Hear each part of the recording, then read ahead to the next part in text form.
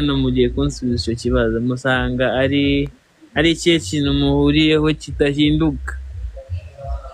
muri karagiteri, apana nyine imiterere, imitekerereze. Kari wowe nitera gusatura wowe ntiburiye gusa nyine abakobwa turasatura muri rusange.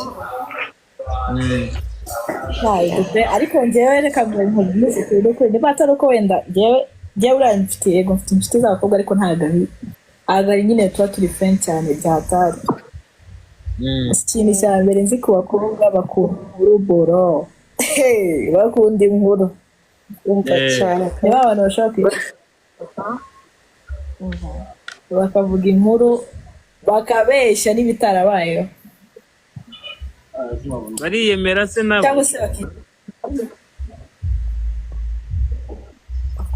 kuko twiyemera nawe cyane ntabwo se umukobwa atiyemera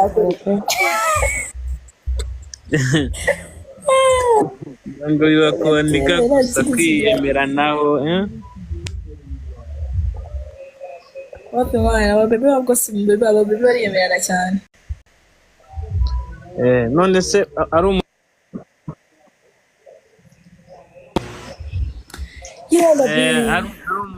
ari umuniga uje wakwiyemeyeho n'umuniga waje ubona waciye bugufi ubona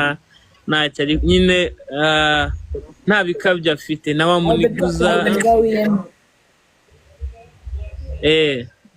nawe urabiyemeye njyewe reka bikangire ngira abashiki banjye wenda nuko banduta ariko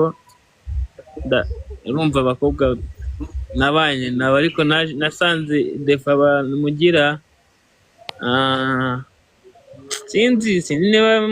bamwe bayihindura ariko mugira mukunda ntabwo iyo umusore aje umusore ashobora kuza yagukunze akaguha amezi 2 ariko kukwereka ko buri kintu cyose wamukeneraho yakiguha. Rero ndabona bibagora gutandukanya umuntu uri kubiyemeraho ko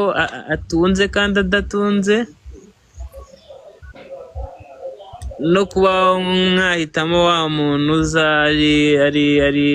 ari normal nyine akubwira nta byadanje ufite ariko nta n'icyo wakenera ngo ukibure ariko nta n'ibyadanje mugahitamo wa muntu uzavuga ati